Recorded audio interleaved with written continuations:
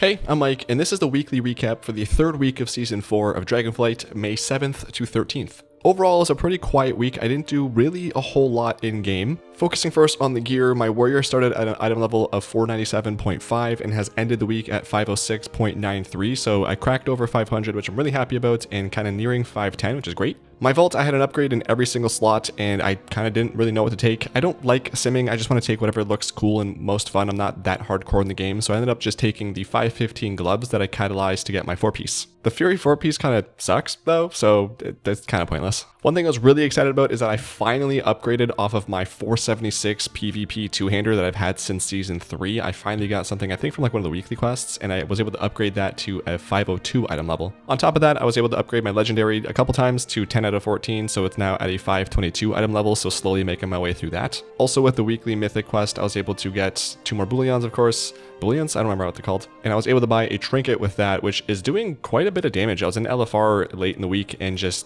was doing a lot of my damage, and that was awesome. With the guild, of course, we went in to do heroic Amirdrassil, and we got all the way through, so I was able to get all the awakened achievements. Overall, I didn't really like Amirdrassil. I know I've done it a few times in LFR, but it just, for whatever reason, I don't know, I guess heroic, even though it's kind of the same mechanics, but more, there's just something about it that I don't like. That's just, the aesthetic doesn't really stand out to me. The boss fights themselves, I'm not really a fan of, and I think part of that is because I just felt so overwhelmed the entire, like every single fight. Again, I've seen them in LFR, but for some reason in heroic, I just felt like I had no idea what was going on. There was numerous times on every single fight where I was just like, what is happening right now? So much so that on the last boss, I wiped the raid because I forgot what I had to do. And my guild was, well, why don't you just listen? PTSD, I was expecting other mechanics. Oh no, someone just out on the route! Oh, who the fuck, really? Oh. That was so... Who the fuck was onto the route! Silk! I'll grip through this time. Silk! No, I got it.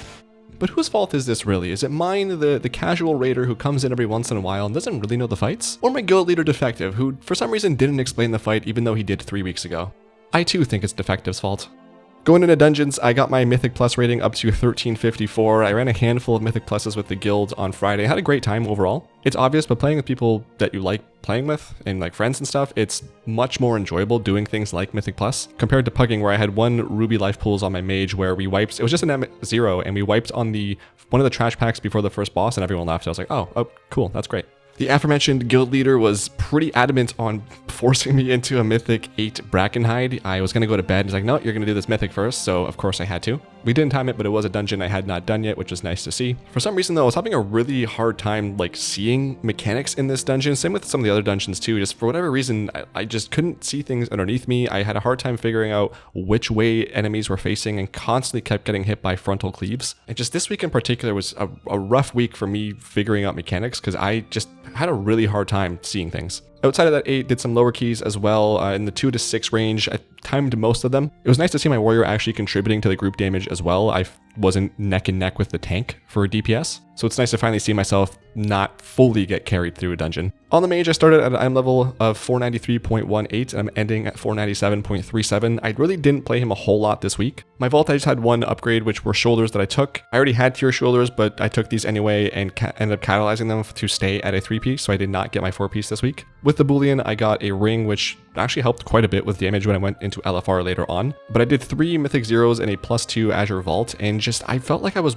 really not contributing. My DPS was super low, I was getting really frustrated, and I don't know what I'm doing wrong, so I wanted to spend more time figuring that out, whether it's rotational, whether it's something with my build, or maybe just trying out Frost. But I just was really frustrated with that, so that's why I didn't play a whole lot of my mage, because I just didn't really want to deal with that. But overall, just looking at my warrior, outside of not being able to see mechanics and dying to stuff or taking unnecessary damage, I really did have a really fun time. Friday night was great. Just, it was the first time in a while that I've run Mythics for that long. I think it was like a few hours that we ran Mythics, and it was just overall a really good time. I was excited. I was having a good time, and I said good time numerous times. For achievements, I started the week at 38,590, and I'm ending with 100 more points, so 38,690. Obviously not a whole lot, but I did do the Hunt the Harbinger questline. That bottleneck was a little unfortunate, but it only took me about 5 minutes, so some people had it a lot worse than me. The cinematic, though, looked incredible. That Locust Walker guy looks absolutely sick. I don't know what they were doing differently, but he just looks so cool. I got to Renown 20 with the Dream Wardens this week, which also got me the Clutchmates meta achievement for Taven. And now I just need one more fishing hole, which I'll hopefully get today, and we'll hopefully get Taven as well. With a Dark Moon Fair rep buff, I got my Emperor Xiaohao rep from Pandaria to Exalted finally, just in time for time running to have to do it all over again. I'm about 30,000 timeless coins short of the mount from the vendor though, so gonna have to farm those out a little bit. And more with rep, I got the Azerothian Archives rep to the max level as well. And then to end the weekend, a friend and I went into the Eternal Palace from BFA and started doing some of the meta achievements for the mount there. We got the first half done, and then there were 3 bosses we just either did something incorrectly or weren't really quite understanding how to do that, so we just didn't do those. And then there's one achievement that we need like 6 people for, so gonna have to try to figure that out sometime. For achievements I'll be working on this week, probably not a whole lot with time running coming out, which I'll talk about shortly, but we might go back to Eternal Palace to finish off those achievements later on this week. And I'm also adding Dazara Lore, Uldir, and the Eternal Palace 2 runs to get the collection achievements. For mounts this week, of course, Dragon Soul's run and no mount dropped. Shocking. But the ones that I did get included the Winter Night Dream Saber from the Seeds and Emerald Dream. This one was actually really great this week because of the fact that the weekly event included planting all the seeds in Emerald Dream. I just flew around contributing just a little bit to everything that I found, and then within an hour I had this mount, which was great because that was the last one I needed. I got one more Dream Infusion mount, the Delugan mount, the Otter. I of course got the Voyaging Wildering from the Awakened raids. I think this mount is very, very ugly, but I got it. I was able to get the Cobalt Shellwing from Karakta in Zaralak Caverns. It's a rare spawn that some people in Wowhead did like hundreds of pulls and didn't get it, and I got it within like 5 or 6, so I'm pretty happy about that. I finally finished up my Glimmerog Racer rep and was able to get the big Slick in the City mount from that. And then with the changes Blizzard made, I'm going to be adding Dazara Lore and Nyalotha to the rotation of mount runs I do every week, and I do have a Nyalotha Mythic solo mount farming guide that I just posted on Sunday if you're interested in watching that. Just miscellaneous stuff in game. I wasn't really a big fan of the weekly quest this week.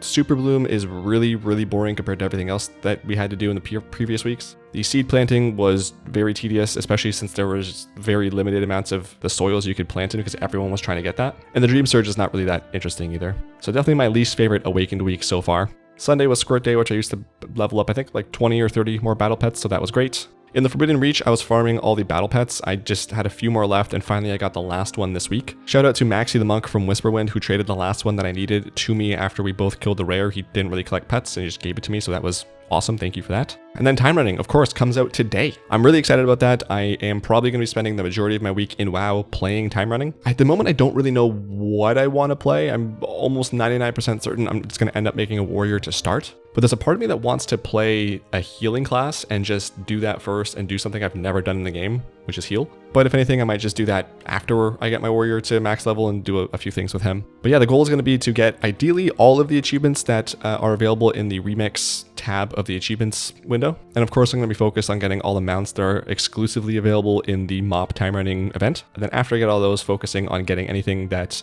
is in retail that is just going to save up some farming time. But that's it for me this week. There wasn't a whole lot going on. Casual gameplay, but really enjoyed myself. Let me know how your week went. Let me know what you got out of your vaults, what your IO got up to, what your raids were looking like. Let me know what you're going to be playing in Time Running if you are going to play it, and what you're looking forward to in Time Running. Or just talk about WoW in general. What are you up to? What are you working on? What are you enjoying? What do you not like? I'll talk at you next week. I love you. Thanks for watching. Make sure to check the description box for some social media stuff. Have a great day.